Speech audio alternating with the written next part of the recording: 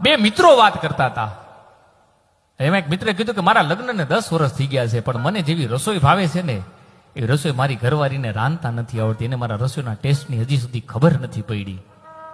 અને એના બીજા મિત્ર કીધું, અરે ભલા માણસ, કોક દિવસ તારી ઘરવાળી માટે હાડલો લઈ જતો હોય તો આ બહેનોને હાડીઓ બહુ ગમે, એનું મન રાજી થઈ જાય. બોલો કે મેં એમે ટ્રાય કરી જોઈ. હું લાલ કલરની હાડી લઈને જાઉં તેમ કે મને લીલા કલરની હાડી ગમે, હું પીળા કલરની હાડી લઈને જાઉં તેમ કે મને ગુલાબી કલરની હાડી ગમે. ત્યારે એના બીજા મિત્રે બહુ સારો જવાબ દીધો કે ભલા માણસ, 10 વર્ષમાં તારી ઘરવાળીને કેવા કલરનો હાડલો ગમે એની જો તને ખબર ન પડી હોય તો 10 વર્ષમાં એને તારા રસોઈના સ્વાદની ક્યાંથી ખબર પડી હોય?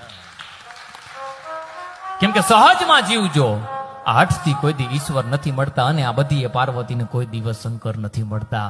અને પિતા પર્વતનું ઘર છોડી આ નીકળેલ પીવું માટે આ બધી કાંઠાળી નદીને એ સંબંધ નથી મળતા. અને પ્રભુએ અમને એવડા મોટા હૃદય બૈક્ષા છે કે અમારું કાળજું કોરી નાખે એવા ખંજર નથી મળતા.